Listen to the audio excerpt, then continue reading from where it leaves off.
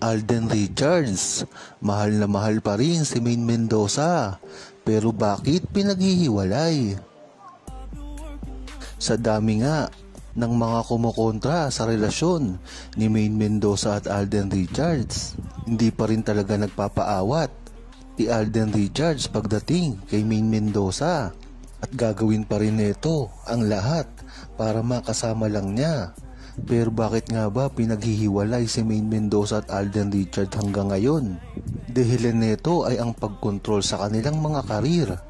Kung makikita nyo, si Maine Mendoza at Alden Richards ay isa pinaka-tanyag na artista at maraming kumukuha dito pagdating sa mga pelikula, endorsement at mga TV shows.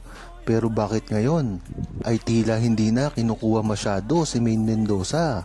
Paraan kasi nito para masira at mabuwag ang kanilang love team na Aldab na alam naman natin na marami na talagang pinabagsak.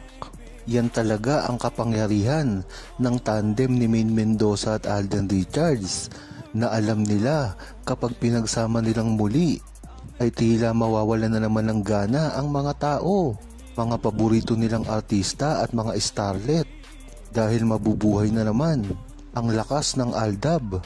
Talaga namang ngayon ay trending pa rin. Hindi ba kayo nagtataka na sa Twitter, kahit wala namang ginagawa si Maine Mendoza at Alden Richards ay laging trending? Pero pagdating sa mga sikat na artista kuno ng mga brand X, kahit anong gawin nila ay hindi man lang nagte-trend sa Twitter. Kaya yan ang dahilan kung bakit hindi nila ngayon mapagsama si Alden at si Maine. Huwag kalimutang mag-subscribe, comment at ilike ang video na ito. Thanks for watching!